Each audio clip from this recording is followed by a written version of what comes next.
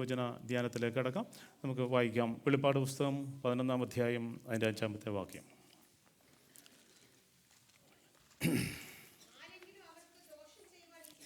വെളിപ്പാട് പുസ്തകം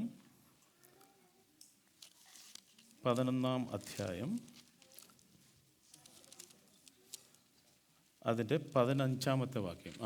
ഞാൻ 5 ഏഴാമത്തെ ദൂതൻ ഊതിയപ്പോൾ ലോകരാജ്യത്വം നമ്മുടെ കർത്താവിനും അവന്റെ ക്രിസ്തുവിനുമായി തീർന്നിരിക്കുന്നു. അവൻ എന്നേക്കും വാഴുമെന്ന് സ്വർഗത്തിലൊരു മഹാഘോഷമുണ്ടായി. മതി. ലൂക്കോസിന്റെ സുവിശേഷം 21-ാം അധ്യായം 34 മുതൽ 36 വരെയുള്ള വാക്യങ്ങൾ.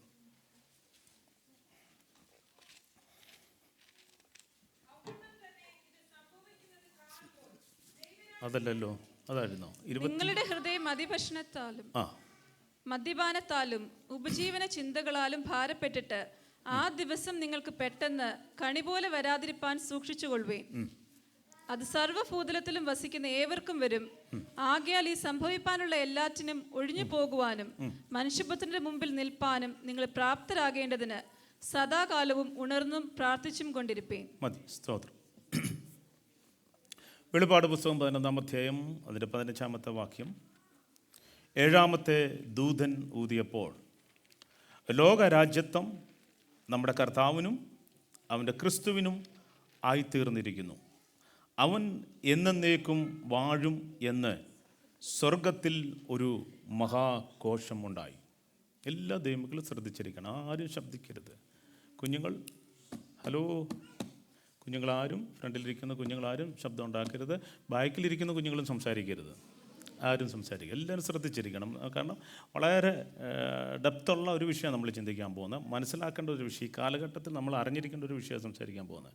അതുകൊണ്ട് എല്ലാവരും വളരെ ശ്രദ്ധയോടുകൂടെ എല്ലാവരും ഈ ദൈവവചനം ശ്രദ്ധിച്ചുകൊണ്ടിരുന്നിട്ട് എല്ലാവരും നിശബ്ദമായിട്ട് വചനം ശ്രദ്ധിച്ചാട്ടെ. നമ്മൾ വായിച്ചത് ലോകരാജ്യത്വം നമ്മുടെ കർത്താവിനും അവൻ്റെ ക്രിസ്തുവിനും ആയിത്തീർന്നിരിക്കുന്നു. അവൻ എന്നേക്കും വാഴും എന്ന് സ്വർഗത്തിൽ ഒരു മഹാഘോഷം ഉണ്ടായി. വെളിപ്പാട് പുസ്തകം നമ്മൾ എന്ന് കേൾക്കുമ്പോൾ തന്നെ പലരുടെയും മനസ്സിൽ ഒരു ഭയമാണ് ഉണ്ടാകുന്നത്. വെളിപ്പാട് പുസ്തകം എന്ന് കേൾക്കുമ്പോൾ പെട്ടെന്ന് നമ്മുടെ ഓർമ്മയിലേക്ക് വരുന്ന ചിന്തകൾ എന്ന് പറയുന്നത് എതിർ ക്രിസ്തുവിനെക്കുറിച്ചോ, അല്ലെങ്കിൽ മഹോദരപകാലത്തെക്കുറിച്ചോ, അല്ലെങ്കിൽ 666 മുദ്ര, അല്ലെങ്കിൽ ലോകത്തിൻ്റെ അവസാനം, ഇങ്ങനെയൊക്കെയുള്ള ചിന്തകളാണ് പെട്ടെന്ന് ഒരു മനുഷ്യൻ്റെ അല്ലെങ്കിൽ പെട്ടെന്ന് കേൾക്കുന്ന പലരുടെയും ഹൃദയത്തിലേക്ക് കടന്നു വരാറുള്ളത്. അതുകൊണ്ട് പലപ്പോഴും വെളിപ്പാട് പുസ്തകത്തിൽ നിന്നുള്ള പ്രസംഗം വളരെ കുറവാണ് ഈ കാലഘട്ടങ്ങളിൽ. വെളിപ്പാട് പുസ്തകം പലരും വായിക്കാൻ പോലും താല്പര്യപ്പെടാത്ത ഒരു പുസ്തകമായിട്ട് മാറിയിരിക്കുകയാണ്. പലരും ഈ വെളിപ്പാട് പുസ്തകം വായിച്ചിട്ടുണ്ടോ എന്ന് പോലും അറിയുകയില്ല. അങ്ങനത്തെ ഒരു ഒരു ഒരു ഒരു ഒരു ഒരു രീതിയാണ് ഈ വെളിപ്പാട് പുസ്തകം എന്ന് പറയുന്നത്. എന്നാൽ മറ്റേത് പുസ്തകത്തിലും പറഞ്ഞിട്ടില്ലാത്ത ഒരു കാര്യം വെളിപ്പാട് പുസ്തകത്തിൽ പറഞ്ഞിട്ടുണ്ട്. വെളിപ്പാട് പുസ്തകത്തിൻ്റെ ഇൻട്രഡക്ഷൻ എഴുതി വരുമ്പം യോഹന്നാൻ വെളിപ്പാട് പുസ്തകത്തിൽ പറഞ്ഞിരിക്കുക, ഈ പ്രവചന പുസ്തകത്തിലെ വാക്കുകളെ വായിച്ച് കേൾപ്പിക്കുന്നവനും അത് വായിച്ച് കേൾക്കുന്നവനും അതിലെഴുതിയിരിക്കുന്ന വചനങ്ങളെ പ്രമാണിക്കുന്നവനും ഭാഗ്യവാൻ. ഈ ഒരു പുസ്തകത്തിൽ മാത്രമേ അത് പറഞ്ഞിട്ടുള്ളൂ. ഈ പുസ്തകം വായിച്ച് കേൾപ്പിക്കുന്നവർ, വായിച്ച് കേൾക്കുന്നവർ, ഈ പുസ്തകത്തിലെ പ്രമാണങ്ങളെ അനുസരിക്കുന്നവർ ഭാഗ്യവാന്മാരാണ്. സ്തോത്രം. അതുകൊണ്ട് ഇന്ന് എന്നെ കേൾക്കുന്ന ദൈവമക്കളെ, ഈ പുസ്തകം നാം എല്ലാവരും വായിച്ചിരിക്കണം. അങ്ങനെ വായിക്കുന്നവർ അനുഗ്രഹിക്കപ്പെട്ടവരാണ് എന്നാണ് പറഞ്ഞിരിക്കുന്നത്. നോക്കിയേ, ഞാൻ ഓർപ്പിച്ചല്ലോ, പലപ്പോഴും വെളിപ്പാട് പുസ്തകത്തെക്കുറിച്ച് പറയുമ്പോൾ നമ്മുടെ ചിന്ത പോകുന്ന എതിർ ക്രിസ്തുവിനിലേക്കാണ്. മഹോപദ്രവകാലത്തെക്കുറിച്ചാണ്, 666 എന്നുള്ള മുദ്രയെക്കുറിച്ച്, ലോകാവസാനത്തെക്കുറിച്ചൊക്കെയാണ് നമ്മുടെ ചിന്ത പെട്ടെന്ന് പോകുന്നത്. പക്ഷേ വെളിപ്പാട് പുസ്തകം ഉയർത്തിക്കാണിക്കുന്ന വിഷയം എതിർ ക്രിസ്തുവല്ല. വെളിപ്പാട് പുസ്തകം ഉയർത്തിക്കാണിക്കുന്ന വിഷയം മഹോദരപകാലമല്ല. വെളിപ്പാട് പുസ്തകം ഉയർത്തിക്കാണിക്കുന്ന വിഷയം ഈ ഭയപ്പെടുത്തുന്ന വിഷയങ്ങളൊന്നുമല്ല. വെളിപ്പാട് പുസ്തകം ഉയർത്തിക്കാണിക്കുന്നത് തൻ്റെ സകല ശത്രുക്കളെയും പരാജയപ്പെടുത്തി ഈ ഭൂമിയിലേക്ക് രാജാതി രാജാവായി വന്ന് ഈ ലോകത്തിൻ്റെ രാജ്യത്വം ഏറ്റെടുക്കുവാൻ വരുന്ന ഒരു കർത്താവിനെയാണ് ഈ വെളിപ്പാട് പുസ്തകം ഉയർത്തിക്കാണിക്കുന്നത്. അപ്പോൾ വെളിപ്പാട് പുസ്തകം വാസ്തവത്തിൽ വായിച്ചാൽ ദൈവമക്കൾക്ക് സന്തോഷം തരുന്ന കാര്യമേ ഉള്ളൂ. വെളിപ്പാട് പുസ്തകം മറ്റേത് പുസ്തകങ്ങളെക്കാളും നമുക്ക് സന്തോഷിക്കുവാൻ തരുന്ന, സന്തോഷം ഉളവാക്കുന്ന ഒരുപാട് കാര്യങ്ങൾ വെളിപ്പാട് പുസ്തകത്തിലുണ്ട്. കാരണം നമ്മുടെ കർത്താവ് രാജാവായിട്ട് വാഴാൻ പോകുകയാണ്. കർത്താവ് ഈ ഭൂമിയെ ഭരിക്കാൻ പോകുകയാണ്. കർത്താവ് ഈ ഭൂമിയിൽ ഈ ലോകത്തിൻ്റെ രാജ്യത്വം ഏറ്റെടുക്കാൻ പോകുകയാണ്. എത്ര സന്തോഷകരമായ ഒരു കാര്യമാണ്. സ്തോത്രം. നമ്മുടെ കർത്താവ് ഈ ഭൂമിയിൽ 1000 ആണ്ട് വാഴാൻ പോകുകയാണ്. 1000 ആണ്ട് കർത്താവ് വാഴും. സ്തോത്രം. ലോകം അവസാനിക്കുമെന്ന് പറഞ്ഞ് നിങ്ങൾ ഭാരപ്പെടേണ്ട. ലോകം അങ്ങോട്ട് തന്നെ അവസാനിക്കാൻ പോകുന്നില്ല. ഈ യുഗം അവസാനിക്കും, ഈ കാലം അവസാനിക്കും. പക്ഷേ ഈ ഭൂമിയിൽ പെട്ടെന്നൊരു അവസാനമൊന്നും ഉണ്ടാകാൻ പോകുന്നില്ല. ഈ ഭൂമിക്കൊരു മാറ്റം, 1000 ആണ്ട് വാഴ്ചയ്ക്ക് ശേഷം ഒരു മാറ്റം ഉണ്ടാകും. ഒരു പുതിയ ആകാശവും ഒരു പുതിയ ഭൂമിയായിട്ട് കർത്താവ് ഇതിനെ കൺവേർട്ട് ചെയ്ത് എടുക്കും. അത് വേറെ കാര്യം. പക്ഷേ പെട്ടെന്നൊരു ലോകം അവസാനിക്കുമെന്ന് ആരും ഭാരപ്പെടേണ്ട. അങ്ങനെ സംഭവിക്കാൻ പോകുന്നില്ല. സ്തോത്രം. കാരണം ഇനിയും 1000കണക്കിന് വർഷം, അല്ലെങ്കിൽ ഈ 1000 ആണ്ട് വാഴ്ച തന്നെ നമ്മുടെ മുന്നിൽ കിടക്കുകയല്ലേ. സ്തോത്രം. നോക്കിയേ, അപ്പോൾ നമ്മുടെയൊക്കെ മനസ്സിലേക്ക് വരുന്ന ചിന്തകൾ, യേശുക്രിസ്തു ലോകരാജ്യത്വം പ്രാപിക്കാൻ പോകുന്നു, ലോകത്തിൻ്റെ രാജാവായിട്ട് ഭൂമിയിൽ വാഴാൻ പോകുന്നു. അതെപ്പോഴാണ് സംഭവിക്കുന്നതെന്ന് ചോദിച്ചു കഴിഞ്ഞാൽ, ഈ ഭൂമിയിൽ 7 വർഷത്തെ മഹോദ്രവ കാലഘട്ടമുണ്ടാവും. മഹോദ്രവ കാലഘട്ടത്തിൽ കൂടെ ഈ ലോകം കടന്നു പോകും. എന്ന് വെച്ചാൽ യേശുക്രിസ്തു ഈ ഭൂമിയിൽ അല്ലെങ്കിൽ ഈ ലോകത്തിൻ്റെ രാജാവാകുന്നതിന് മുമ്പ് 7 വർഷം ഈ ലോകത്തെ ഭരിക്കുവാൻ ഒരു എതിർ ക്രിസ്തു വരും. ഒരു എതിർ ക്രിസ്തു എഴുന്നേൽക്കും. അവൻ 7 വർഷം ഈ ലോകത്തെ ഭരിക്കും. അതിനുശേഷമാണ് അവനെ പരാജയപ്പെടുത്തിക്കൊണ്ട്, അവരെ സാത്താന് അവൻ്റെ ദൂതന്മാരെ തീപ്പയിലേക്ക് തള്ളിയിട്ടുകൊണ്ട് അവരെ ചങ്ങലയിൽ ബന്ധിച്ചുകൊണ്ടാണ് നമ്മുടെ കർത്താവ് ഈ ലോകത്തിൻ്റെ ഭരണം ഏറ്റെടുത്ത് നീതിപൂർവമായ 1000 വർഷത്തെ ഭരണം ഇവിടെ നടത്താൻ പോകുന്നത്. സ്തോത്രം. ഹല്ലേലൂയ. സ്തോത്രം. അപ്പോൾ ഒരു 1000 ആണ്ട് വാഴ്ച ഈ ഭൂമി സംഭവിക്കാൻ പോകുകയാണ്. അപ്പോൾ നമ്മുടെ ക്വസ്റ്റ്യൻ, ഈ പറയുന്ന ആൻറ്റി ക്രൈസ്റ്റിൻ്റെ 7 വർഷം എന്ന് പറയുന്ന ഈ മഹോദ്രവകാലം എന്ന് പറയുന്ന ഈ വർഷത്തിൽ നമ്മളെവിടെ ആയിരിക്കും എന്നുള്ളതാണ് ഇപ്പോഴത്തെ ഒരു വിഷയം പലർക്കും ഉള്ളത്. നമുക്കറിയാം, നമ്മുടെ ഇടയിൽ തന്നെ പെന്തക്കോസ്ത് കോളത്തിൽ തന്നെ ഈ വിഷയത്തെക്കുറിച്ച് വിവിധ അഭിപ്രായങ്ങളുണ്ട്, വിവിധ തർക്കങ്ങളുണ്ട്. പക്ഷേ ദൈവവചനം ശരിയായിട്ട് പഠിച്ചു കഴിഞ്ഞാൽ, അല്ലെങ്കിൽ ഞാൻ പഠിച്ചതും മനസ്സിലാക്കിയതും ഞാൻ വിശ്വസിച്ചതും ഞാൻ പഠിപ്പിക്കുന്നതുമായിട്ടുള്ള വിഷയം, ദൈവസഭ മഹോദ്രവ കാലഘട്ടത്തിൽ കൂടെ കടന്നു പോകയില്ല എന്ന് തന്നെയാണ്. സ്തോത്രം. മജോറിറ്റി ഓഫ് ആൾക്കാർ, ദൈവമക്കളും വിശ്വസിക്കുന്നത് അതേ കാര്യം തന്നെയാണ്. വളരെ മൈനോറിറ്റി ആയിട്ട് ആൾക്കാർ തിരിച്ചിന്തിക്കുന്നവരുണ്ട്. നമ്മുടെ വിഷയമല്ലത്. പക്ഷേ ദൈവമക്കളെ, സ്തോത്രം, ഈ 7 വർഷത്തെ മഹോദ്രവ കാലത്തിനു മുമ്പ്, എതിർ ക്രിസ്തു ഈ ഭൂമിയെ ഭരിക്കാൻ വരുന്നതിന് മുമ്പ് ഈ സഭ ഭൂമിയിൽ നിന്നും മാറ്റപ്പെടും. ഈ സഭ ഭൂമിയിൽ നിന്ന് എടുക്കപ്പെടും. എപ്പോഴാണ് എടുക്കപ്പെടുന്നത്? അതാണ് 1 തെസ്സലോനിക്ക ലേഖനം 4-ാം അധ്യായത്തിൻ്റെ 16-ാമത്തെ എടുത്ത് വായിക്കേണ്ട 16-ാമത്തെ വാക്യത്തിൽ നമ്മൾ വായിക്കുന്നത് പോലെ, കർത്താവ് താൻ ഗംഭീരനാദത്തോടും പ്രധാന ദൂതന്റെ ശബ്ദത്തോടും ദൈവത്തിൻ്റെ കാഹളത്തോടും കൂടെ ആ ആകാശത്തിൽ സ്വർഗത്തിൽ നിന്ന് ഇറങ്ങി വരികയും ക്രിസ്തുവിൽ മരിച്ച വിശുദ്ധന്മാർ മുമ്പേ ഉയർത്തെഴുന്നേൽക്കും. ശേഷം ജീവനോടിരിക്കുന്ന നാം അവരോടൊരുമിച്ച് കർത്താവിനെ എതിരേൽക്കുവാൻ ആകാശമേഘങ്ങളിലേക്ക് എടുക്കപ്പെടും. സ്തോത്രം. ദൈവമക്കളെ, അത് നമ്മുടെ പ്രത്യാശയാണ്. അത് തന്നെ ലോകം കാണാൻ പോകുന്ന ഏറ്റവും വലിയ സംഭവം ഏതാണെന്ന് ചോദിച്ചു കഴിഞ്ഞാൽ, ആസന്ന ഭാവിയിൽ അല്ലെങ്കിൽ സമീപ ഭാവിയിൽ തന്നെ ദൈവസഭ ഈ ഭൂമിയിൽ എടുക്കപ്പെടാൻ പോകുന്നതാണ്. സ്തോത്രം. കർത്താവിൻ്റെ വരവിന് 2 ഘട്ടങ്ങളുണ്ട്. 2 ഘട്ടങ്ങൾ മനസ്സിലാക്കിയിരിക്കണം. കർത്താവിൻ്റെ വരവ് എന്ന് പറയുമ്പോൾ അതിന് 2 ഘട്ടങ്ങളുണ്ട്. ആദ്യത്തെ ഘട്ടം എന്ന് പറയുന്നതാണ്, യേശു ക്രിസ്തു ഈ ഭൂമിയിലേക്ക് വരുന്നില്ല, മേഘത്തിൽ പ്രത്യക്ഷനാവുന്നേ ഉള്ളൂ. കർത്താവിൻ്റെ പ്രത്യക്ഷത മേഘങ്ങളുണ്ടാവും. ആ പ്രത്യക്ഷതയിൽ ഈ ലോകക്കാർക്ക് അവനെ കാണാൻ കഴിയത്തില്ല. ആ പ്രത്യക്ഷതയിൽ ദൈവമക്കൾക്ക് മാത്രമേ കർത്താവിനെ കാണാൻ കഴിയുകയുള്ളൂ. അവനോടുകൂടെ എടുക്കുന്നവർ മാത്രമേ ആ ശബ്ദം കേൾക്കുകയുള്ളൂ. അവർ മാത്രമേ എടുക്കപ്പെടുന്നുള്ളൂ. അതാണ് യേശുവിൻ്റെ രഹസ്യവരവെന്ന് നമ്മൾ മറ്റൊരു രീതിയിൽ പറയുന്നത്. എന്നാൽ അതിനുശേഷം 7 വർഷത്തിന് ശേഷമാണ് കർത്താവ് ഈ ഭൂമിയിലേക്ക് വരുന്നത്. അതാണ് ഒലിവുമലയിൽ കർത്താവ് കാല് ചവിട്ടുന്ന കാര്യം നമ്മൾ പ്രവചനത്തിൽ കൂടെ, പ്രസിക്രിയ പ്രവചനത്തിലൊക്കെ നമ്മൾ വായിക്കുന്നത്. അവിടെയാണ് കർത്താവിൻ്റെ രണ്ടാമത്തെ വരവിൻ്റെ ആ പൂർണ്ണ, അല്ലെങ്കിൽ രണ്ടാമത്തെ വരവ് എന്ന് ശരിക്കും പറഞ്ഞു കഴിഞ്ഞാൽ ആ ഒരു വരവാണ്. പക്ഷേ ഈ 7 വർഷത്തിന് മുമ്പ് വരുന്നത് മേഘത്തിൽ കർത്താവ് പ്രത്യക്ഷനാകുമ്പോൾ ദൈവസഭയെ എടുക്കാൻ വേണ്ടി, ദൈവസഭയെ റിസീവ് ചെയ്യാൻ വേണ്ടിയിട്ടുള്ള കർത്താവിൻ്റെ മേഘപ്രത്യക്ഷത മാത്രമാണത്. സ്തോത്രം. ഇനി കർത്താവ് ഈ ഭൂമിയിലേക്ക് വരുന്നത് പാപികൾക്ക് വേണ്ടി മരിക്കാനല്ല. ഇനി കർത്താവ് ഈ ഭൂമിയിലേക്ക് വരുന്നത് ഈ ലോകത്തെ ഭരിക്കാനാ. സ്തോത്രം.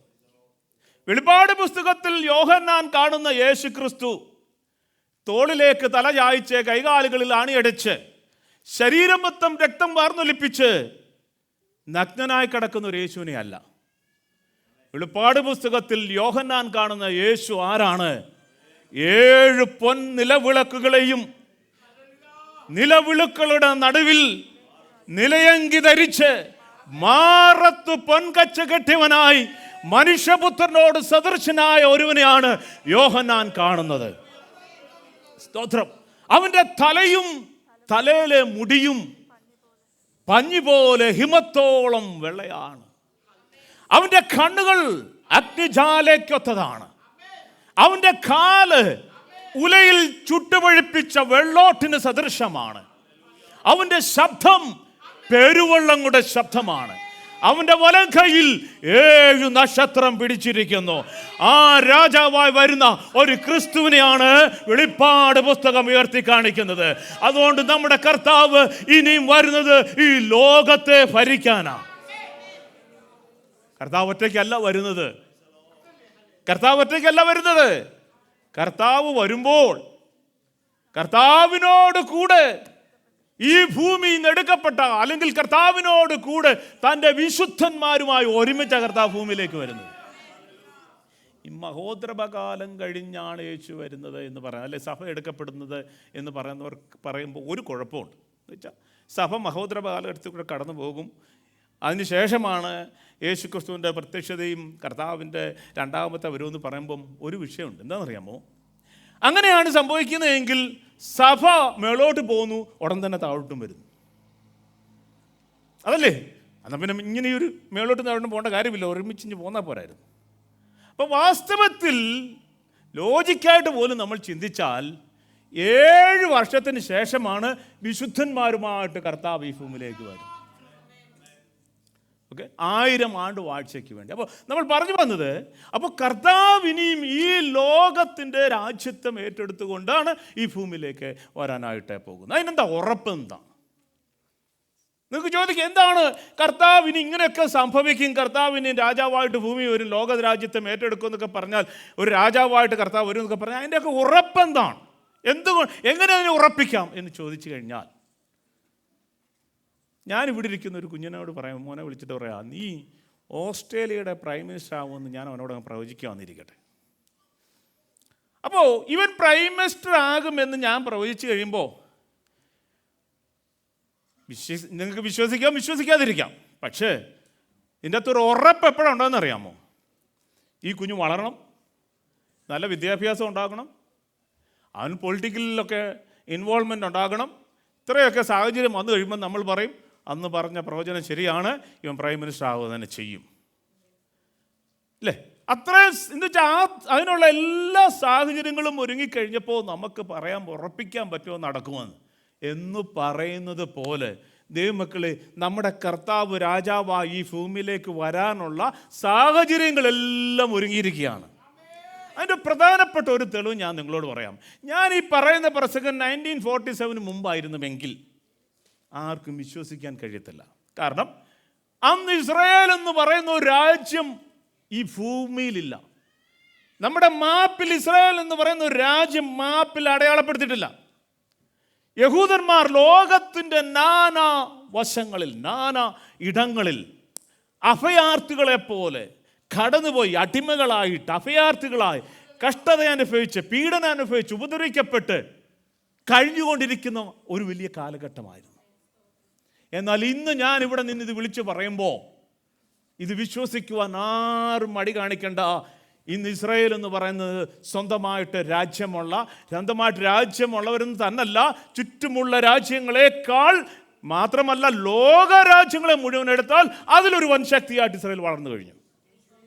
കേരളത്തിൻ്റെ വലിപ്പം പോലും ഇല്ലാത്ത ഒരു ചെറിയ രാജ്യം ഇത്ര ശക്തമായി ലോകത്തെ മുഴുവൻ വിറപ്പിച്ചുകൊണ്ട് നിൽക്കുന്നുവെങ്കിൽ അതിൻ്റെ പുറകിൽ ഒരു ദൈവത്തിൻ്റെ കരമുണ്ട്. അതിൻ്റെ പുറകിൽ ഈ വചനത്തിൻ്റെ നിവൃത്തികൾ നടക്കുവാൻ സമയം. കാരണം നമ്മുടെ കർത്താവ് രാജാവായിട്ട് വരാൻ പോകുന്നത് ഇസ്രായേലിലാണ്, യഹൂദന്മാരുടെ നടുവിലാണ്, യഹൂദന്മാരുടെ ഇടയിലേക്കാണ്. അവിടെയാണ് കർത്താവ് തൻ്റെ സിംഹാസനം വെക്കാൻ പോകുന്നത്. അവിടെയാണ് കർത്താവ് ഇരുന്നുകൊണ്ടാണ് ഭരിക്കാൻ പോകുന്നത്. അപ്പോൾ അവിടെ ഒരു രാജ്യം ഉണ്ടായിരിക്കണം. അത് സംഭവിച്ചു കഴിഞ്ഞല്ലോ. മാത്രമല്ല, ലോകത്തിൻ്റെ തന്നെ മറ്റെല്ലാ സാഹചര്യങ്ങളെയും നമ്മൾ എടുത്ത് പഠിച്ചു നോക്കിക്കഴിഞ്ഞാൽ, മറ്റ് സാഹചര്യങ്ങളൊക്കെ നമ്മളൊന്ന് വിലയിരുത്തി നോക്കിക്കഴിഞ്ഞാൽ, ഇത് സംഭവിക്കുവാനുള്ള അനുകൂലമായ സാഹചര്യങ്ങളൊക്കെ സംഭവിച്ചുകൊണ്ടിരിക്കുകയാണ്. ഇന്നത്തെ വാർത്ത തന്നെ നിങ്ങൾ നോക്കിയാൽ, അല്ലെങ്കിൽ അടുത്ത ദിവസങ്ങളിലെ തന്നെ ന്യൂസ് പേപ്പർ നിങ്ങൾ നോക്കിക്കഴിഞ്ഞാൽ, റഷ്യ യുക്രൈൻ യുദ്ധം തുടങ്ങിയിട്ട് വർഷങ്ങളായി. ഇക്കഴിഞ്ഞ തൊട്ടടുത്ത് ഇന്നലത്തേക്ക് വാർത്ത നോക്കി കാണാം, അവർ ഒരു ന്യൂക്ലിയർ ട്രയൽ നടത്തിക്കൊണ്ടിരിക്കും. ന്യൂക്ലിയർ വാറിന് വേണ്ടിയിട്ടുള്ള ട്രയൽ അവർ ചെയ്തുകൊണ്ടിരിക്കുകയാണ്. ഇസ്രായേലിൻ്റെ വിഷയം എടുത്തു കഴിഞ്ഞാൽ, ഹമാസും അല്ലെങ്കിൽ അതിനോട് ചേർന്ന് ഏകദേശം 7-8 രാജ്യങ്ങൾ ചേർന്ന്, ചൈനയുമായിട്ട് ചേർന്ന്, എനിക്കൊന്ന് ബെയ്ജിങ്ങിലായിരുന്നു തോന്നുന്നു, ഒരു ഡിക്ലറേഷൻ അവർ ഉണ്ടാക്കിയിട്ടുണ്ട്. എന്ന് വെച്ചാൽ ഈ ഭൂപ്രദേശത്ത് ഈ പറയുന്ന ഫലസ്തീൻ രാജ്യങ്ങൾ, മുസ്ലിം രാജ്യങ്ങൾ ഒരുമിച്ച് ചൈനയുടെ സപ്പോർട്ടോടുകൂടെ ചില ഭരണങ്ങൾ നടത്താൻ വേണ്ടിയിട്ടുള്ള ക്രമീകരണങ്ങൾ ഇസ്രായേൽ അതിനെ എതിർക്കുന്നു. എന്നുവെച്ചാൽ എല്ലാ നിലയിലും ലോകത്ത് നോക്കിക്കഴിഞ്ഞാൽ, ലോകവ്യാപകമായി നോക്കിക്കഴിഞ്ഞാൽ ഒരു വലിയ യുദ്ധത്തിൻ്റെ ധ്വനി നമുക്ക് അവിടെ ഇവിടങ്ങളായിട്ട് കാണുവാൻ സാധിക്കുന്നു. മക്കളെ, ഇനിയൊരു യുദ്ധം, ഒരു ലോക യുദ്ധം ഈ ഭൂമിയിൽ സംഭവിച്ചാൽ അത് ന്യൂക്ലിയർ വാറായിരിക്കും എന്നുള്ളതിന് യാതൊരു സംശയമില്ലാത്തൊരു കാലഘട്ടമാണ്. അപ്പോൾ അങ്ങനെ സാഹചര്യങ്ങളൊക്കെ ഇങ്ങനെ ഒരുങ്ങിക്കൊണ്ടിരിക്കുകയാണ്. ആൻറ്റി ക്രൈസ്റ്റ് ഈ ലോകത്തെ ഭരിക്കുവാൻ, അല്ലെങ്കിൽ ഈ ലോകത്തിൻ്റെ രാജാവായിട്ട് വരുവാനുള്ള തയ്യാറെടുപ്പുകൾ അവനും തുടങ്ങിക്കഴിഞ്ഞിരിക്കുന്നു. ദൈവസഭ അതിനു മുമ്പ് ഈ ഭൂമിയിൽ നിന്ന് എടുക്കപ്പെടാൻ പോകുകയാണ്. ഈ സഭ അപ്രത്യക്ഷമാകാൻ പോകുകയാണ്. നമ്മൾ ഒരുങ്ങേണ്ടുന്ന സമയം അതിക്രമിച്ചിരിക്കുകയാണ്. നമ്മളെ തന്നെ കർത്താവിൻ്റെ വരവിന് വേണ്ടി, കർത്താവിൻ്റെ വരവെങ്കിൽ എടുക്കപ്പെടുവാൻ വേണ്ടി നമ്മൾ ഒരുക്കേണ്ടുന്ന ഒരു സമയമാണിത്. ആരാണ് യേശുവിൻ്റെ വരവിൽ എടുക്കപ്പെടുന്നത്? പെന്തക്കോസ്തുകാരല്ല, കത്തോലിക്കക്കാരല്ല, മർത്തോമക്കാരല്ല, CSCക്കാരല്ല. യേശു ക്രിസ്തുവിൻ്റെ വരവിൽ എടുക്കപ്പെടാൻ പോകുന്നത് ദൈവത്തിൻ്റെ സഭയാണ്. ആരാണ് സഭ? രക്ഷിക്കപ്പെട്ടവരെ അവൻ ദിനംപ്രതി സഭയോട് ചേർത്തുകൊണ്ടിരിക്കുന്നു. എന്ന് വെച്ചാൽ രക്ഷിക്കപ്പെട്ടവരുടെ കൂട്ടമാണ് ദൈവസഭ. അല്ലെങ്കിൽ യേശുവിൻ്റെ മണവാട്ടി, യേശുവിൻ്റെ കാന്തയായി തൻ്റെ മണവാളൻ്റെ വരവിനെ നോക്കിക്കൊണ്ട് ആ വിശുദ്ധിയോടെ ആ കാത്തിരിക്കുന്ന ഒരു ദൈവവചനെ ചേർക്കാനാണ് യേശു ക്രിസ്തു രണ്ടാമതായി ഭൂമിയിലേക്ക് വരുന്നത്. അതുകൊണ്ട് ദൈവമക്കളെ, സ്തോത്രം, നമ്മൾ അവൻ്റെ വരവിന് വേണ്ടി കാത്തിരിക്കുന്നവരായിരിക്കണം, ഒരുക്കമുള്ളവരായിരിക്കണം, ഒരുങ്ങി നിൽക്കുന്നവരായിരിക്കണം. യേശുക്രിസ്തുവിൻ്റെ ഒന്നാമത്തെ വരവ് ഭൂമിയിൽ മശിഹയായിട്ട് വരുവാൻ കർത്താവ് ഇസ്രായേലിൻ്റെ വീണ്ടെടുപ്പിന് വേണ്ടി വരുവാൻ സമയം അടുത്തപ്പോൾ യെരൂശലേമിൽ ഹന്ന എന്ന് പറയുന്ന ഒരു പ്രവാചകി ഉണ്ടായിരുന്നു. ആ പ്രവാചകി ചെയ്തുകൊണ്ടിരുന്ന കാര്യം എന്താണെന്നറിയാമോ? അവൾ ദൈവാലയം വിട്ടുപിരിയാതെ ഉപവാസത്തോടും പ്രാർത്ഥനയോടും കൂടെ ആരാധന കഴിച്ചു പോന്നു. യേശു ക്രിസ്തുവിൻ്റെ വരവെടുത്തിരിക്കുന്ന ആ കാലഘട്ടത്തിൽ ജീവിച്ചിരുന്ന ഈ പ്രവാചകി ഉപവസിക്കുകയും പ്രാർത്ഥിക്കുകയും ആരാധിക്കുകയും ചെയ്തുകൊണ്ട് മശിഹയുടെ വരവിനെ പ്രതീക്ഷിച്ചുകൊണ്ടിരിക്കുകയാണ്. ആ ഹന്ന എന്ന പ്രവാചി യേശു ക്രിസ്തുവായിട്ട് യേശുവിൻ്റെ അമ്മയപ്പന്മാർ ദൈവാലയത്തിലേക്ക് ചെന്നപ്പോൾ ആ പ്രവാചകി ഓടിച്ചെന്ന് ആ കുഞ്ഞിനെ കണ്ടപ്പോൾ മനസ്സിലായി, ഇത് ഇസ്രായേലിൻ്റെ വീണ്ടെടുപ്പുകാരനാ, ഇവനൊരു മശിഹയാണെന്ന് മനസ്സിലാക്കി അവർ ദൈവത്തിന് മഹത്വം കൊടുക്കുവാൻ തുടങ്ങി. അനേകരോട് ഈ മശിഹയായി പ്രതീക്ഷിച്ചിരിക്കുന്ന വീണ്ടെടുപ്പിനെ കാത്തിരിക്കുന്ന അനേകരോട് പറയുവാനിടയായി തീർന്നു. അങ്ങനെയെങ്കിൽ കർത്താവിൻ്റെ രണ്ടാമത്തെ മടങ്ങിവരവിനുള്ള സാഹചര്യം ഒരുങ്ങിയിരിക്കുമ്പോൾ ഇന്ന് പകൽ എന്നെ കേൾക്കുന്ന ദൈവമക്കളെ, നമുക്കൊരു ഒരുക്കമുണ്ടായിരിക്കണം. ആ ഒരുക്കം ഉപവാസത്താലും പ്രാർത്ഥനയാലും ആരാധനയാലും നമുക്ക് കർത്താവിന് വേണ്ടി ഒരുങ്ങിയിരിക്കേണ്ട സമയമാണിത്. ആണ് നമ്മൾ വായിച്ചത്. സ്തോത്രം. മനുഷ്യപുത്രൻ്റെ മുമ്പിൽ നിൽക്കുവാൻ നിങ്ങൾ പ്രാപ്തരായിത്തീരേണ്ടതിന് സദാകാലവും ഉണർന്ന് പ്രാർത്ഥിച്ചു കൊണ്ടിരിപ്പീൻ. സ്തോത്രം. നമ്മുടെ കർത്താവ് പറഞ്ഞു, മനുഷ്യപുത്രൻ നിനക്കാത്ത നാഴികയിൽ വരുന്നത് കൊണ്ട് നിങ്ങളും ഉണർന്നിരിപ്പീൻ. അതുകൊണ്ട് ദൈവസഭയെ, ദൈവമക്കള്, നമ്മൾ ഉണരേണ്ട സമയമാണ്, ഉണർന്ന് പ്രാർത്ഥിക്കേണ്ട സമയമാണ്. നമ്മുടെ പ്രിയന്റെ വരവ് ഏറ്റവും അടുത്തിരിക്കുന്നു. നമ്മുടെ കർത്താവിൻ്റെ വരവ് ഏറ്റവും അടുത്തിരിക്കുന്നു. അതിൽ കൈവിടപ്പെട്ടു പോകുവാൻ ആർക്കും ഇടയായിത്തീരരുത് എന്ന് പകൽ എന്നെ കേൾക്കുന്ന ദൈവത്തിൻ്റെ പൈതല്, എന്നെ കേൾക്കുന്ന പ്രിയപ്പെട്ടവര്, നിങ്ങൾ ആരെങ്കിലും ഒരാൾ ഇതിൻ്റെ അകത്തിരിക്കുന്നവർ യേശു ക്രിസ്തുവിന് നിങ്ങളുടെ സ്വന്തം രക്ഷിതാവും കർത്താവുമായി നിങ്ങൾ സ്വീകരിച്ചിട്ടില്ല എങ്കിൽ ഇന്ന് പകൽ തന്നെ നിങ്ങൾ ആ ഒരു ഡിസിഷൻ മേക്ക് ചെയ്യണം.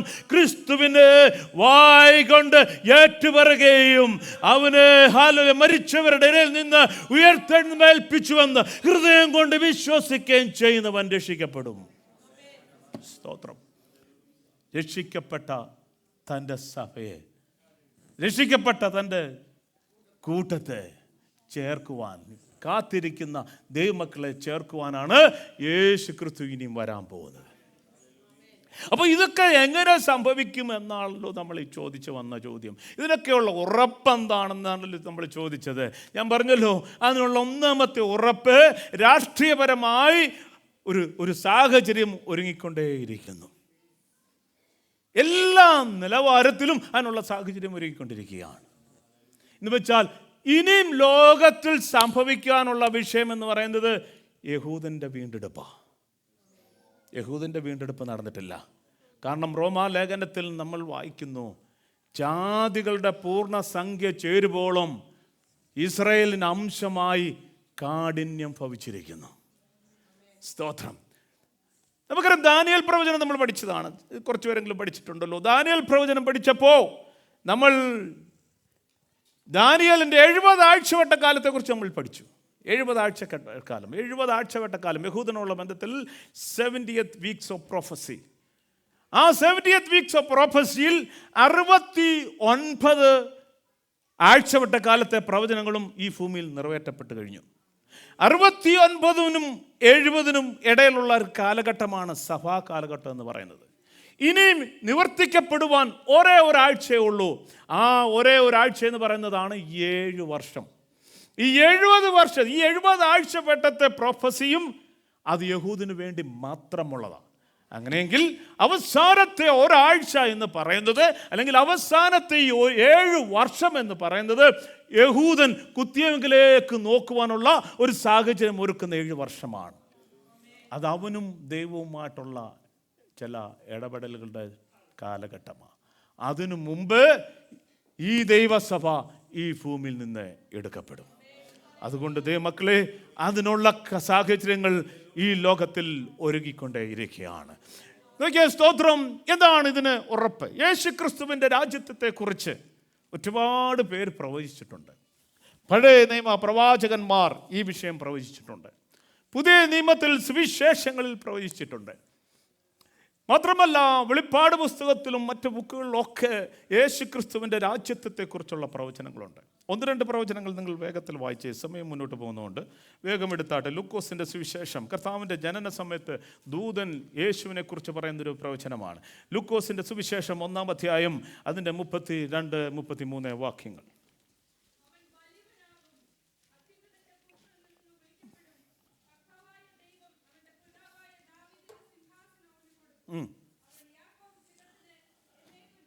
അവൻ യാക്കോബ് ഗൃഹത്തിന് എന്നേക്കും രാജാവായിരിക്കും. അവൻ്റെ രാജ്യത്തിന് അവസാനമുണ്ടാകയില്ല എന്ന് പറഞ്ഞു. നോക്കിയേ, മേളത്തെ വാക്യം ഒന്നിട്ട് 32-ാമത്തെ വാക്യത്തിൽ പറയുന്നത് നോക്കിയേ, ദാവീദിൻ്റെ സിംഹാസനം അവന് കൊടുക്കും. ആർക്കാണ്? നമ്മുടെ കർത്താവായ യേശു ക്രിസ്തുവിന്. അവൻ്റെ രാജ്യത്തിന് അവസാനമുണ്ടാകുകയില്ല. അവൻ രാജാവാകാൻ പോകുന്നു. അവൻ രാജാവായി, കർത്താവ് ഇപ്പോഴും രാജാവ് തന്നെയാണ്. കാരണം കർത്താവിനോട് പീലാത്തോസ് ചോദിച്ചു, നീ യഹൂദന്മാരുടെ രാജാവാണോ? കർത്താവ് പറഞ്ഞു, അതെ, എൻ്റെ രാജ്യം ഐഹികമല്ല. സ്തോത്രം. നോക്കിയേ, നമ്മുടെ കർത്താവ് രാജാവാണ്, രാജാതി രാജാവാണ്. പക്ഷേ ഈ ലോകത്തിൻ്റെ രാജ്യത്വം ഏറ്റെടുക്കാൻ പോകുന്നത് ഈ പറയുന്ന ഈ സമയത്ത് മാത്രമാണ്. സ്തോത്രം. നോക്കിയേ, അപ്പോൾ ദൂതൻ മറിയോട് പറയുമ്പോൾ യേശു ക്രിസ്തുവിൻ്റെ ആ രാജ്യത്വം, യേശു ക്രിസ്തുവിൻ്റെ ആ രാജ്യത്വത്തെക്കുറിച്ച്, ദാവീദിൻ്റെ സിംഹാസനം കർത്താവിന് കൊടുക്കുന്നതിനെക്കുറിച്ചാണ് അവിടെ പറഞ്ഞിരിക്കുന്നത്. പക്ഷെ ഒരുപാട് പ്രവചനങ്ങളുണ്ട്. പക്ഷേ ഒന്ന് രണ്ട് കാര്യം കൂടെ വേഗത്തിൽ ഞാനങ്ങ് പറഞ്ഞു പോകാം. നോക്കിയേ, സ്തോത്രം. യേശു ക്രിസ്തുവിൻ്റെ രാജ്യത്വത്തെക്കുറിച്ച് ക്രൂശിൽ കിടന്ന കള്ളനൊരു കാര്യം പറഞ്ഞു. നോക്കി, നിങ്ങളത് വായിച്ച് ലൂക്കോസിൻ്റെ സുവിശേഷം നമ്മൾ എടുക്കുമ്പോൾ അതിൻ്റെ 23-ാമത്തെ അധ്യായം 42-ാമത്തെ വാക്യത്തിൽ, 23:42, അവിടെ നമ്മളിങ്ങനെയാണ് വായിക്കുന്നത്. പിന്നെ അവൻ, യേശുവേ, നീ രാജ്യത്വം പ്രാപിച്ചു വരുമ്പോൾ എന്നെ ഓർത്തുകൊള്ളണമേ. ഈ മനുഷ്യൻ എങ്ങനെ അറിയാം യേശു രാജ്യത്വം പ്രാപിക്കും, യേശു രാജാവായി തീരുമെന്ന്?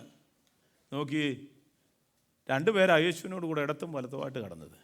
ഒരുത്തൻ മുൻവിധിക്കാരനായിരുന്നു, ഒരുത്തൻ ജഡ്ജ് ചെയ്യുന്നവനായിരുന്നു, ഒരുത്തൻ യേശു പിതാവിനോട് സംസാരിക്കുന്നതൊക്കെ കേട്ട് ഇങ്ങനെ കിടക്കുകയാണ്.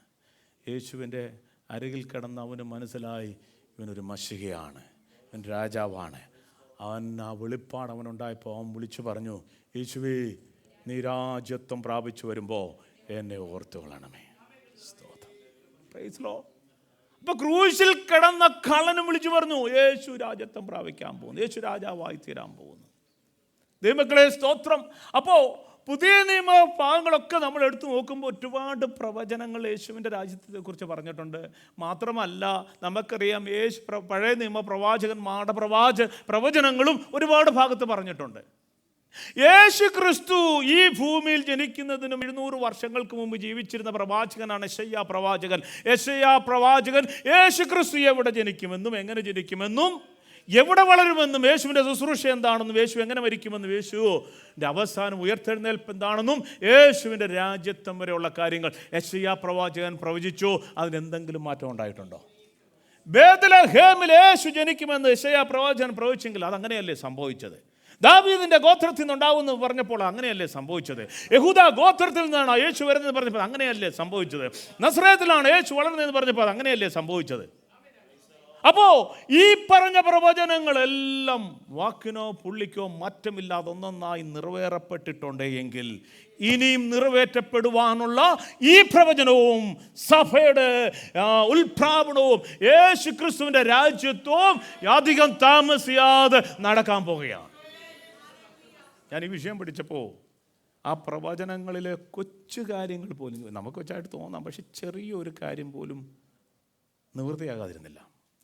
ചെറിയ വിഷയങ്ങൾ പോലും നിങ്ങൾ നോക്കി അത് പറയാതെ പോകുന്നത് ശരിയല്ല. കാരണം എനിക്കത് ഭയങ്കര സന്തോഷം തോന്നിയായിരുന്നു. അപ്പോൾ അതുകൊണ്ട് ആ പ്രവചനങ്ങളുടെ ആ നിവൃത്തി എങ്ങനെയാണെന്ന് അറിയാൻ വേണ്ടിയിട്ട് നിങ്ങളെടുത്ത് യോഹന്നാൻ്റെ സുവിശേഷം 19-ാം അധ്യായത്തിലേക്ക് വന്നേ.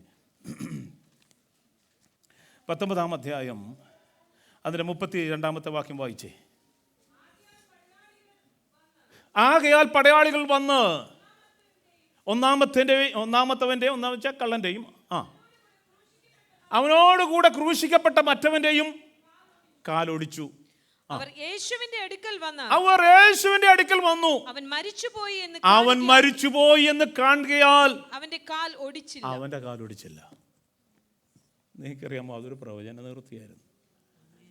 നോക്കി അതിൻ്റെ താഴോട്ടൊന്ന് വായിച്ചേ നിങ്ങൾ. 36-ാമത്തെ വാക്യം എടുത്ത്. അവന്റെ ഒരു അസ്ഥിയും ഒടിഞ്ഞു പോകുകയില്ല എന്നുള്ള തിരുവെഴുത്ത് നിവൃത്തിയാകേണ്ടതിന്. സ്തോത്രം. റോമൻ പടയാളികൾക്ക് ദൈവവചനം അറിയാവോ? ന്യായപ്രമാണം അറിയാവോ? ദൈവമുള്ളവരാണോ അവർ? ഒന്നുമില്ലാത്തവരാ. പടയാളികൾ വന്ന് യേശുവിൻ്റെ ഇടത്തും വലത്തും കിടക്കുന്ന 2 കള്ളന്മാരുടെ കാലുകൾ ഒടിച്ചു. ഒന്നാമത്തവൻ്റെ മറ്റവൻ്റെ കാലൊടിച്ചു, അസ്ഥി ഒടിച്ചു. യേശുവിൻ്റെ അടുക്കൽ വന്നപ്പോൾ യേശു മരിച്ചു പോയി എന്ന് മനസ്സിലാക്കിയിട്ട് യേശുവിൻ്റെ കാലൊടിച്ചില്ല, യേശുവിൻ്റെ അസ്ഥി ഒടിച്ചില്ല. കാരണം പ്രവാചകൻ പ്രവചിച്ചിരിക്കുകയാണ്, അവൻ്റെ ഒരു അസ്ഥിയും ഒടിഞ്ഞു പോകുകയില്ലെന്ന്. അതങ്ങനെ തന്നെ സംഭവിച്ചു. ഇനി രണ്ടാമത് അവിടെ തന്നെ പറഞ്ഞിരിക്കുന്ന മറ്റൊരു കാര്യം വായിച്ച് 37-ാമത്തെ വാക്യം. അവർ കുത്തിയവങ്കിലേക്ക് നോക്കും എന്ന് മറ്റൊരു തിരുവെഴുത്തും പറയുന്നു. അവർ കുത്തിയവങ്കിലേക്ക് നോക്കും എന്ന് മറ്റൊരു തിരുവെഴുത്ത്. നോക്കി, അവർ കുത്തിയവങ്കിലേക്ക് നോക്കും. എന്ന് വെച്ചാൽ യേശു കൊള്ളപ്പെടണം. യേശുവിനെ കുത്തിയെങ്കിലല്ലേ കുത്തിയെങ്കിലേക്ക് നോക്കൂ എന്നുള്ള പ്രവചനം ശരിയാകേണ്ടത്. ക്രൂശിക്കപ്പെട്ടവരെ പിന്നെ കുത്തേണ്ട ആവശ്യമുണ്ട്. നമ്മുടെ കർത്താവിനെ അവർ കുന്തം കൊണ്ട് കുത്തി. കർത്താവിൻ്റെ ശരീരത്തിൽ നിന്ന് രക്തവും വെള്ളവും ധാരധാരയായിട്ട് ഒഴുകി. ആ കുരിശിൻ്റെ ചൂട്ടിലേക്ക് യേശുവിൻ്റെ ശരീരത്തിൽ നിന്ന് അവസാനത്തെ തുള്ളി രക്തം വരെയും ആ മുറിപ്പാടിൽ നിന്നൊഴുകി. അപ്പം സക്രിയ പ്രവചൻ വർഷങ്ങൾക്ക് മുമ്പ് പ്രവചിച്ചു വെച്ചിരിക്കുക, ആ ഇസ്രായേൽ ജനം യഹൂദന്മാർ കുത്തിയെങ്കിലേക്ക് നോക്കുമെന്ന്. നോക്കി, പ്രവചനത്തിന് യാതൊരു മാറ്റവും സംഭവിക്കാതെ, അത് വള്ളിക്കും പുള്ളിക്കും വ്യത്യാസമില്ലാതെ അതങ്ങനെ തന്നെ സംഭവിച്ചിരിക്കുക. സ്തോത്രം. അപ്പോൾ യേശുക്രിസ്തുവിൻ്റെ രാജ്യത്വം, ദാവീദിൻ്റെ സിംഹാസനം യേശുക്രിസ്തുവിന് കൊടുക്കുമെന്നുള്ള പ്രവചനം. എന്തിനാണ് അങ്ങനൊരു പ്രവചനം വന്നത്? എന്താണ് ഇവിടുത്തെ വിഷയം? ഒരുപാട് കാര്യങ്ങൾ പറയാനുണ്ട്, പക്ഷേ സമയമില്ലാത്തതുകൊണ്ട് ഞാൻ നിങ്ങളോട് പെട്ടെന്ന് ചില കാര്യങ്ങൾ പറഞ്ഞ് അങ്ങ് പോകും. വളരെ ഫാസ്റ്റായിട്ട് പറയാം, 10 മിനിറ്റ് കൂടെ ഉള്ളൂ, നമുക്ക് പെട്ടെന്ന് നിർത്താം. ഇനി നമുക്കിപ്പോൾ ഇവിടെ ഫ്രീ ആയിട്ട് ടൈം ഉണ്ടല്ലോ. ഇനിയും പോയി കഴിയുമ്പോൾ നമുക്കറിയാം 2 മണിക്കൂറേ ഉള്ളൂ, ഞാൻ പറഞ്ഞല്ലോ. ഇവിടെ ഇപ്പോൾ 10 മിനിറ്റ് കൂടെ എക്സ്ട്രാ ഇരുന്നാലും ആരും നമ്മളോട് ചോദിക്കാനില്ല. അപ്പം നമ്മളെ തന്നെ അങ്ങ് ബ്രേക്ക് ആക്കാതിരുന്നത് ഇഷ്ടംപോലെ സമയമുണ്ട്. അതുകൊണ്ട് നിങ്ങൾ ശ്രദ്ധിച്ചേ, ഇനി അധികം സമയം കിട്ടത്തില്ല. ഇനി ഒരു സൺഡേ കൂടെ ഇവിടെ പ്രസംഗിക്കുന്നുമില്ല. അപ്പോൾ പിന്നെ ഇച്ചിരി വെയിറ്റ് ചെയ്യും. ഓക്കെ, സ്തോത്രം. ഇത് കേട്ടിട്ട് ഒന്ന് പഠിച്ച് മനസ്സിലാക്കിയിട്ട് നമുക്ക് പോകാം.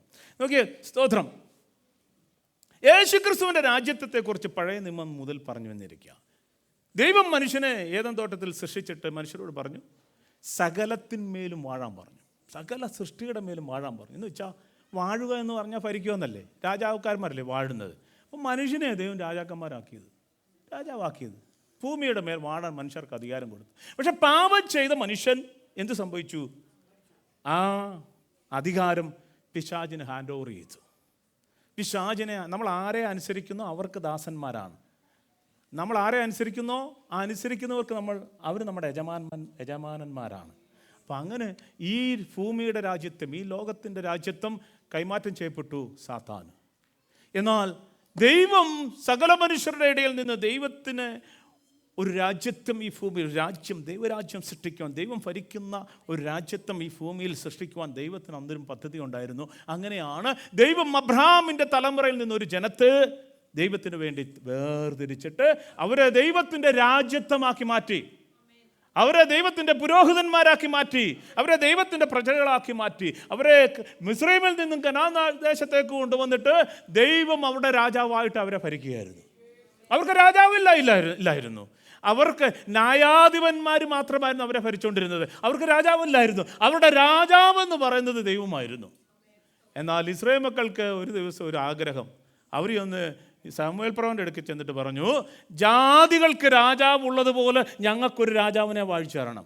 ശമൂവേൽ അത് കേട്ടപ്പോൾ ഭയങ്കര പ്രയാസമുണ്ടായി. ദൈവം ശമൂവേലിനോട് പറഞ്ഞു, ശമൂവേൽ നീ ഇവർ പറയുന്ന വാക്കിൽ പ്രയാസപ്പെടേണ്ട, അവർ പറഞ്ഞതുപോലെ അവർക്കൊരു രാജാവിനെ വാഴിച്ചു കൊടുക്കാൻ പറഞ്ഞു. അവർ നിന്നെ അല്ല ത്യജിച്ചിരിക്കുന്ന എന്നെയാണ്. എന്ന് വെച്ചാൽ ഞാൻ അവരുടെ രാജാവായി അവരെ ഭരിച്ചുകൊണ്ടിരിക്കുകയായിരുന്നു. പക്ഷേ എൻ്റെ രാജ്യത്വത്തിൽ അവർക്ക് താല്പര്യമില്ല. അവരെന്നെയാണ് മാറ്റിയിട്ട് അവർ പറയുന്നു അവരുടെ ഇടയിൽ നിന്ന് തന്നെ ഒരുത്തനെ രാജാവാക്കണമെന്ന്. ദൈവം പറഞ്ഞ പോലെ ശമൂവേൽ അവർക്ക് രാജാവിനെ വാഴിച്ചു കൊടുത്തു.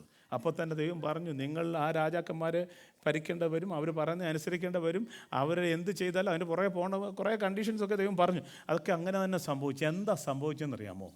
ദാവീദ് തുടങ്ങി ചില രാജാക്കന്മാരൊഴികെ ബാക്കി എല്ലാവരും ദൈവത്തിന് അനിഷ്ടമായത് ചെയ്യുന്നവരായിരുന്നു, ദൈവത്തെ കോപിപ്പിക്കുന്നവരായിരുന്നു, സകല പ്രമാണങ്ങളും വിട്ട് ജീവിക്കുന്നവരായിരുന്നു, വിഗ്രഹാരാധികളായിട്ട് മാറി, അന്യജാതിക്കാരുമായിട്ട് ബന്ധം സ്ഥാപിച്ചു, ദേവാലയത്തിൻ്റെ അകത്ത് വരെ കൊണ്ടുവന്ന് വിഗ്രഹങ്ങളെ കൊണ്ട് സ്ഥാപിച്ചു, ബാൽ വിഗ്രഹങ്ങളെ ആരാധിച്ചു തുടങ്ങി.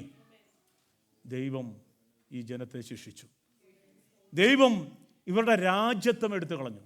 നിങ്ങൾ വായിച്ചേ എസ്കേൽ പ്രവചനം, വേഗം വായിച്ചേ. എസ്കേൽ പ്രവചനം 21:26-27 വാക്യം വേഗം വായിച്ചേ. എസ്കേൽ പ്രവചനം 21:26-27.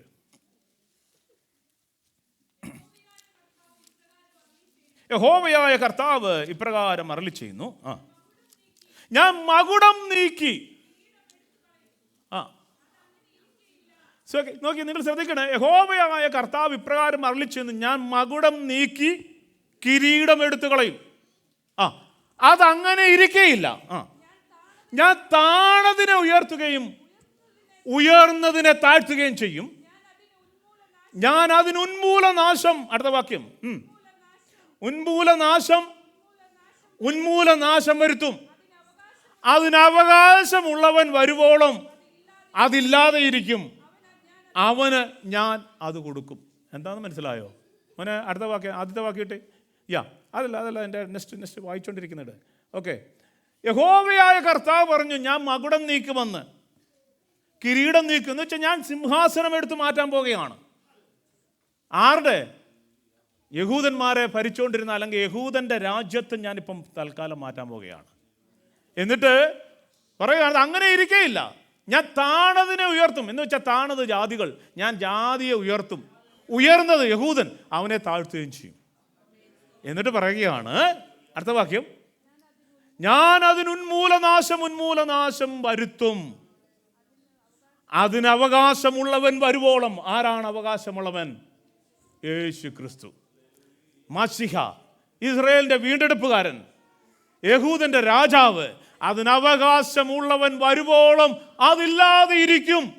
എന്ന് വെച്ചാൽ യഹൂദന് ഇനി ഒരു രാജ്യത്വം ഇല്ലാതിരിക്കുമെന്ന്, യഹൂദന് ഒരു രാജാവില്ലാതിരിക്കുമെന്ന്. അത് ഞാൻ അവന് കൊടുക്കും. ആർക്ക്? യേശുവിന് കൊടുക്കുമെന്ന്. അതാണ് അവിടെ പറഞ്ഞിരിക്കുന്നത്. നിങ്ങൾക്കറിയാമോ, യഹൂദന് ദൈവം രാജാവ് അനുവദിച്ചു കൊടുക്കുന്നത് BC 1020 യഹൂദന് ആദ്യത്തെ രാജാവായിട്ട് ശൗൽ, ഇസ്രായേലിന്റെ രാജാവായിട്ട് രാജസ്ഥാനത്തേക്ക് വരുന്നത്. ആ രാജ്യത്വം BC 605 വരെ നിന്നു. രണ്ട് ദിനവൃത്താന്തം അവസാന ചാപ്റ്റർ നമ്മൾ വായിക്കുമ്പോൾ നെബൂഖദ്നേസർ രാജാവ് വന്ന് ഇവരുടെ രാജാവിനെയും പിടിച്ചുകൊണ്ട് പോയി, ഇവരുടെ ദേശത്തുള്ള ആൾക്കാരെയും പിടിച്ചുകൊണ്ട് പോയി, ഇവരുടെ ദേശത്തെയും കൈവശമാക്കി, അവരുടെ ആലയവും ഇടിച്ചു കളഞ്ഞ്, അവരുടെ മതിലും ഇടിച്ചു കളഞ്ഞ്, അതിന് തീ വെച്ച് നശിപ്പിച്ചു. അന്ന് നിന്നതാണ് ഇവരുടെ രാജാവ്. അന്ന് മുതൽ ഇന്ന് വരെ യഹൂദന് ഒരു രാജാവ് ഉണ്ടായിട്ടില്ല. അന്ന് മുതൽ ഇന്ന് വരെ യഹൂദനെ ഒരു രാജാവും ഭരിച്ചിട്ടില്ല. അതാണ് എൻ്റെ വാസ്തവം. ഇനിയും യഹൂദന് രാജാവ് ഉണ്ടാകും. അതെപ്പോഴാന്ന് പറഞ്ഞാൽ യേശു ക്രിസ്തു ലോകരാജ്യത്വം പ്രാപിച്ച് ഈ ഭൂമിയിലേക്ക് വരുമ്പോൾ അവൻ്റെ ശത്രുക്കളെ മുഴുവൻ നീക്കിക്കളഞ്ഞിട്ട് കർത്താവ് ആ രാജ്യത്വം ഏറ്റെടുക്കും. അതുവരെ ഒരു രാജാവ് യഹൂദനുണ്ടാകത്തില്ല. അവരിപ്പോൾ ഒരു ജനാധിപത്യ സംവിധാനത്തെ പോവുകയാണ്. ഒരു പ്രൈം മിനിസ്റ്ററാണ് ഇപ്പോൾ അവരുടെ നേതാവെന്ന് പറയുന്നത്. ഇതും പറഞ്ഞിട്ടുണ്ട് ബൈബിളിൽ. വേഗം എടുത്ത് ദാനിയേൽ പ്രവചനം വളരെ വേഗത്തിൽ എടുത്ത് വായിച്ചു. ദാനിയേൽ പ്രവചനത്തിലേക്ക് വന്നേ നിങ്ങൾ. 2-ാം അധ്യായം 44-ാമത്തെ വാക്യം. ദാനിയേൽ പ്രവചനം 2:44 വേഗം വായിച്ചു വിട്ടോ. 1 മണിയാകുമ്പോൾ നമുക്ക് നിർത്തണം. ഈ രാജാക്കൻ ആ ആ ആ ആ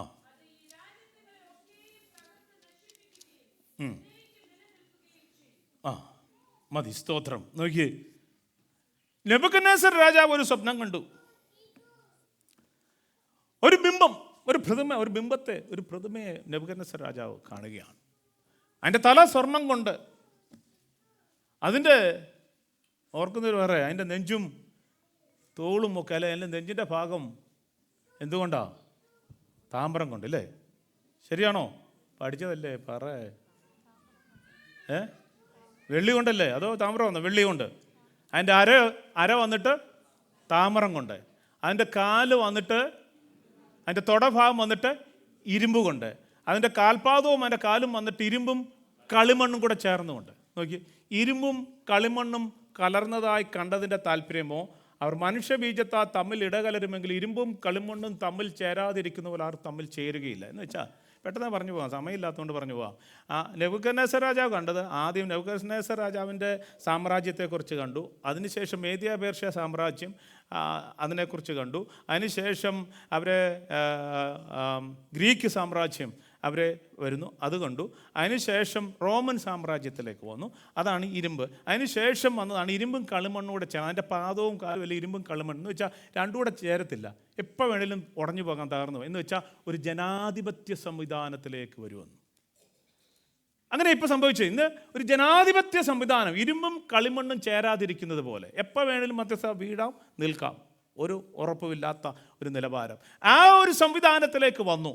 എന്നിട്ട് പറയുക, ഈ രാജാക്കന്മാരുടെ കാലത്ത്, അതാണ് നമ്മൾ വായിച്ചത്, ഈ രാജാക്കന്മാരുടെ കാലത്ത് എന്ന് വെച്ചാൽ ഇങ്ങനെ ഒരു ജനാധിപത്യ സംവിധാനം ഈ ഇസ്രായേലിൽ അല്ലെങ്കിൽ ഭൂമിയിൽ നിലനിൽക്കുന്ന ഈ രാജാക്കന്മാരുടെ കാലത്ത് ദൈവം ചെയ്യുന്നു. എന്ത് ചെയ്യുന്നു? സ്വർഗസ്ഥനായ ദൈവം ഒരു നാളും നശിച്ചു പോകാത്ത ഒരു രാജ്യത്വം സ്ഥാപിക്കും. ആ രാജ്യത്വം വേറെ ഒരു ജാതിക്കും ഏൽപ്പിക്കപ്പെടുകയില്ല. അത് ഈ രാജ്യത്വങ്ങളെ ഒക്കെ നശിപ്പിക്കുകയും എന്നേക്കും നിലനിൽക്കുകയും ചെയ്യും. എന്നിട്ട് അടുത്ത വാക്യം പറയുകയാണ്, കൈ തൊടാതെ ഒരു കല്ല് പർവ്വതത്തിൽ നിന്ന് പറഞ്ഞു വന്ന് ഇരുമ്പും താമ്രവും കളിമണ്ണും വെള്ളിയും പൊന്നും തകർത്ത് കളഞ്ഞതായി കണ്ടതിൻ്റെ താല്പര്യമോ? ദൈവം മേലാൽ സംഭവിപ്പാനുള്ളത് രാജാവിന് അറിയിച്ചിരിക്കുന്നു. കൈ തൊടാതെ ഒരു കല്ല് പാഞ്ഞു വന്ന് ഈ ബിംബത്തെ ഇടിച്ചിട്ട്, എന്ന് വെച്ചാൽ ഇതിൻ്റെ കാൽപാദത്തിൻ്റെ അവിടെ ഇടിച്ചിട്ട് ഇതിനെ ഉടച്ചു കളഞ്ഞു, തകർത്ത് കളഞ്ഞു. എന്ന് വെച്ചാൽ ഈ ജനാധിപത്യ സംവിധാനത്തെ മുഴുവൻ തകർത്ത് കളഞ്ഞുകൊണ്ട് നമ്മുടെ കർത്താവ് രാജാവായിട്ട് വാഴാൻ പോവുകയാണ്. നമ്മുടെ കർത്താവ് രാജാവായിട്ട് വാഴാൻ പോവുകയാണ്. തന്നെ പറഞ്ഞ 7:27, 14, 18 ഇവിടെ എല്ലാം യേശു ക്രിസ്തു. അതുകൊണ്ട് ഒന്ന് വായിച്ചു 7:27 വായിച്ച് നമുക്ക് വേഗം മുന്നോട്ട് പോകാം.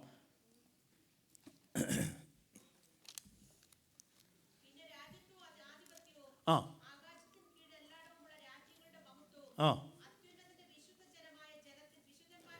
നോക്കിയേ, ദാനിയേൽ പറയുകയാണ്, പിന്നെ രാജ്യത്വം ആധിപത്യം ആകാശത്തിന് കീഴെല്ലാവിടവുമുള്ള രാജ്യങ്ങളുടെ മഹത്വവും അത്യുന്നതന്റെ വിശുദ്ധന്മാരായ ജനത്തിന് ലഭിക്കും. അവൻ്റെ രാജ്യത്വം നിത്യരാജ്യത്വമാവും.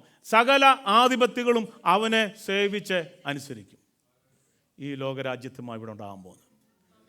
ഇത് വെളിപ്പാട് പുസ്തകത്തിൽ മാത്രമല്ല, വർഷങ്ങൾക്ക് മുമ്പ് ദാനിയേൽ പ്രവചിച്ച പ്രവചനമാണ്. അങ്ങനെയെങ്കിൽ ദൈവമക്കളെ, ഞാൻ പറഞ്ഞു വന്നതിൻ്റെ സാരം ഇത് സംഭവിക്കുമെന്നതിൻ്റെ വലിയ ഉറപ്പ് നമുക്ക് തരികയാണ്. ഇതുവരെയുള്ള പ്രവചനങ്ങളൊക്കെ അങ്ങനെ തന്നെ സംഭവിച്ചുകൊണ്ടിരുന്നപ്പോൾ വള്ളിക്കോ പുള്ളിക്കോ മാറ്റമില്ല, അതെല്ലാം അങ്ങനെ സംഭവിച്ചു കഴിഞ്ഞിരിക്കുന്നു.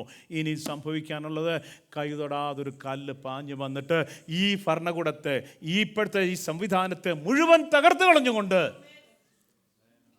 ഒരു പുതിയ രാജ്യത്വം ഇവിടെ സ്ഥാപിക്കുന്നു. അത് നമ്മുടെ കർത്താവ്.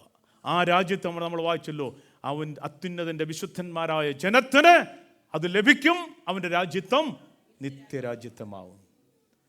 ദൈവമക്കളെ, അത് സംഭവിക്കാൻ പോകുകയാണ്.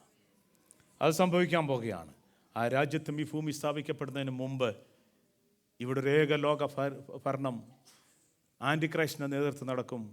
അതിനു മുമ്പ് സഭ എടുക്കപ്പെടും. ഇങ്ങനെ രണ്ട് കാര്യങ്ങളേ ഉള്ളൂ ഇതിനു മുമ്പ് നടക്കാൻ. ഇനിയും അടുത്തത് നടക്കേണ്ടത് സഭ എടുക്കപ്പെടുക എന്നുള്ളതാണ്. ഇനി സഭ എടുക്കപ്പെടാൻ പോകുകയാണ്. നമ്മൾ ഒരുങ്ങേണ്ട സമയമായിരിക്കുന്നു. കണ്ണുകളടച്ചാട്ട് നമുക്ക് പ്രാർത്ഥിക്കാം. എല്ലാ ദൈവമക്കളും ഒരു നിമിഷം കണ്ണുകളടച്ച് ഒരു നിമിഷം പ്രാർത്ഥിച്ച് സ്തോത്രം. ഹല്ലേലൂയ. ദൈവത്തിൻ്റെ വചനങ്ങൾക്ക് യാതൊരു മാറ്റവുമില്ല. ഒരു വള്ളിക്കോ പുള്ളിക്കോ വ്യത്യാസമില്ലാതെ ഈ പ്രവചനങ്ങളെല്ലാം അതതുപോലെ തന്നെ നിവൃത്തിയായിക്കൊണ്ടിരിക്കുമ്പോൾ, ഇന്ന് പകൽ എന്നെ കേൾക്കുന്ന എൻ്റെ പ്രിയ സഹോദരങ്ങളെ, എൻ്റെ പ്രിയ മാതാപിതാക്കളെ, കുഞ്ഞുങ്ങളെ, ഇതുവരെ പറഞ്ഞ പ്രവചനങ്ങൾക്കെല്ലാം നിവൃത്തിയായെങ്കിൽ ഇനിയുമുള്ള ഏതാനും ചില പ്രവചനങ്ങൾ മാത്രം അത് നിവർത്തിക്കപ്പെടാൻ പോകുകയാണ്. ഈ സഭഭൂമി നെടുക്കപ്പെടാൻ പോകുകയാണ്.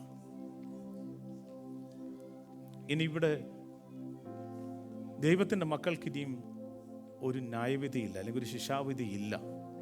നമുക്കിനിയും പ്രതിഫലം വീതിക്കുന്ന ന്യായവിധി മാത്രമേ ഉള്ളൂ. അത് നമ്മൾ കർത്താവിൻ്റെ ന്യായാസനത്തിന് മുമ്പാകെ നിൽക്കുമ്പോൾ അവരവർ ചെയ്തത് നല്ലതാകിലും തീയതാകിലും അതിന് തക്കവണ്ണം ആ പ്രതിഫലം നമ്മൾ വാങ്ങിക്കാൻ പോവുകയാണ്. അതെപ്പോഴാണ്? നമ്മൾ ഈ ഭൂമി നെടുക്കപ്പെടുമ്പോൾ സ്വർഗത്തിൽ വെച്ച് കർത്താവ് തൻ്റെ പ്രതിഫലം വീതിക്കും. അതാണ് ബീമാ സീറ്റ് എന്ന് പറയുന്ന ആ ക്രിസ്തുയേശുവിൻ്റെ ന്യായാസനം. അതിനുശേഷം ചെമ്മരിയാടുകളെയും കോലാടുകളെയും ഇടത്തോട്ടും വലത്തോട്ടും വേർതിരിച്ചിട്ട് അടുത്ത ഒരു ന്യായവിധിയുണ്ട്. ഒടുക്കം അന്ത്യന്യായവിധി വെള്ളസിംഹാസനത്തിൽ. അത് വിശ്വാസികൾക്കുള്ളതല്ല, രക്ഷിക്കപ്പെട്ടവർക്കുള്ളതല്ല. ഈ ലോകത്തിൽ ദൈവത്തിൽ വിശ്വസിക്കാതെ, യേശുവിനെ രക്ഷിതാവും കർത്താവായും സ്വീകരിക്കാതെ ഈ ലോകത്തിൽ ജീവിച്ചിരിക്കുന്ന മരിച്ച ആബാലവൃദ്ധ ജനങ്ങളും ആ വെള്ള സിംഹാസനത്തിന് മുമ്പിൽ നിൽക്കേണ്ടതായിട്ട് വരും. അതുകൊണ്ട് ഇന്ന് പകൽ എന്നെ കേൾക്കുന്ന പ്രിയപ്പെട്ടവരെ, ഒരു നിമിഷം നിങ്ങൾ ഏൽപ്പിച്ചു കൊടുത്ത് പ്രാർത്ഥിച്ചാട്ടെ. ഒരു നിമിഷം. നമ്മൾ അടുത്തൊരു ആഴ്ച ഉപവസിക്കാൻ പോകുകയാണ്. നമ്മൾ ഉപവസിക്കുമ്പോൾ പ്രാർത്ഥിക്കേണ്ടത്, കർത്താവേ, മനുഷ്യപുത്രൻ്റെ മുമ്പിൽ നിൽക്കുവാൻ എന്നെ പ്രാപ്തനാക്കണമേ, എന്നെ ഒന്ന് ഉണർത്തണമേ.